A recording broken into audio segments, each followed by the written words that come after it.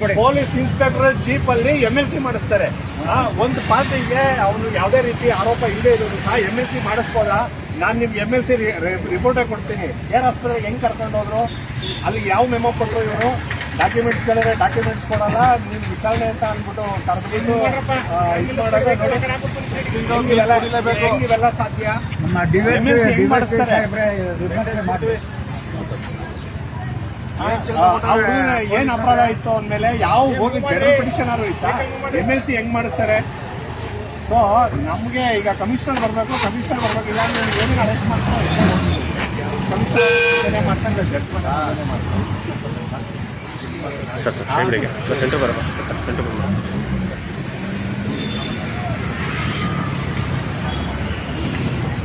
ಇಲ್ಲ, ನಂಬಿಕೆ ಇಲ್ಲ. ಕಳಿಸೋದಲ್ಲ, ಅವ್ರು ಬರ್ಬೇಕು. ಅವ್ರು ಪಬ್ಲಿಕ್ ಸರ್ವೆಂಟ್, ಕಿಂಗೋ ಕ್ವೀನ್ ಅಲ್ಲ ಅವ್ರುಗಳೆಲ್ಲ. ಈಗ ಬರ್ಬೇಕು. ಯಾಕೆ ನಾವೇ ಕಲ್ಗೆ ಹೋಗ್ಬೇಕು? ಹೋಗಿಲ್ವಾ 20 ಸತಕ್ಕೆ ಏನು ರೆಸ್ಪಾನ್ಸ್ ಸಿಕ್ತು? ಎಷ್ಟು ಸತ ಹೋಗೋಲ್ಲ? ಹೇಳೋ ಯಾವ್ದು ಹೋಗಿದ್ಯಾ? ನಾನು ನೋಟಿಸ್ಗಳು ಕೊಟ್ಟಿಲ್ವಾ? ನಿಮ್ಮ ಹತ್ರ ಬಂದಿಲ್ವಾ? ಬೆಳಗ್ಗೆ 8:30 ರಾತ್ರಿ 10:30 ಅಲ್ಲಿ ಕೂತಿಲ್ವಾ ಹುಡುಗ? ಮತ್ತೆ ಇವಾಗ ಕಾಲ ಮೀರ್ತು. ಏನಿಲ್ಲ, ಅವ್ರು ಬರ್ಲಿ, ಬಂದು ಈಗ ನಮ್ಗೆ ಆನ್ಸರ್ ಮಾಡಲಿ, ಇಲ್ಲ ಅಂದ್ರೆ ನೀವು ಅವ್ರನ್ನ ಅರೆಸ್ಟ್ ಮಾಡ್ಕೊಂಡು ಕರ್ಕೊಂಡು ಹೋಗಿ ಹೇಳ್ತಾನೆ. ಅಮ್ಮ ಅಂತ ಅಂದ್ಬಿಟ್ರೆ ಬಿಟ್ಬಿಡ್ಬೇಕಾ?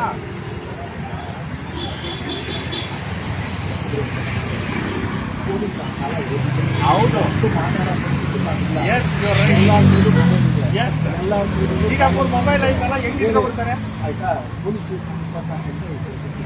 ಹೌದು.